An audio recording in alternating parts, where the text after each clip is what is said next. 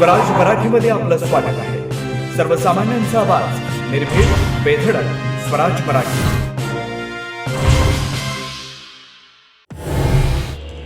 मराठा आरक्षणाची मुंबई उच्च न्यायालयामध्ये पुन्हा सुनावणी होणार. सरकारी नोकऱ्या आणि शिक्षणामध्ये मराठा आरक्षण कायद्याला आव्हान देणाऱ्या याचिकेवरती होणार सुनावणी.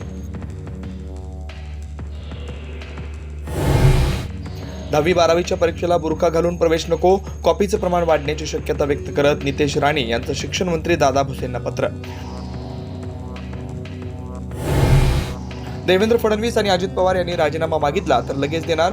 धनंजय मुंडे यांचा दिल्लीत पुनरुच्चार. 50 दिवसांपासून मीडिया ट्रायल सुरू असल्याची खंत. देशमुखांच्या मारेकऱ्यांना फासावर लटकवण्याची केली मागणी.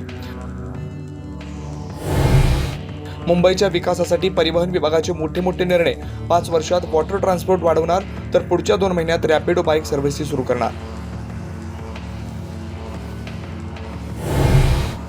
50 दिवसापासून पक्ष बदनाम होत असेल तर लगेच राजीनामा दिला असता. धनंजय मुंडे यांच्या राजीनाम्यासंदर्भात सुप्रिया सुळे आक्रमक, तर सुप्रिया सुळे यांना बावनकुळे यांचं प्रत्युत्तर. मस्साजोगचे सरपंच देशमुख यांच्या हत्येला 50 दिवस पूर्ण. कृष्णा आंधळे 50 दिवसापासून फरार. धनंजय देशमुख सीआयडी अधिकाऱ्यांची भेट घेणार. कोणी मंत्री कोणत्याही जिल्ह्यात दरबार भरवू शकतो. नायकांच्या ठाण्यातील जनता दरबाराचं बावनकुळे कडू समर्थन, तर शिंदेंच्या शिवसेनेचा पालघरमध्ये दरबार भरवण्याचा इशारा. पुण्यातल्या कमला नेहरू रुग्णालयामध्ये न्यूरोलॉजिस्टच नाही तर रुग्णांची गैरसोय. जीबीएस रुग्णांच्या जीवाशी महानगरपालिका खेळते का, संतप्त सवाल. सैफ अली खान हत्या प्रकरणातील आरोपी मोहम्मद शहजादला न्यायालयीन कोठडी.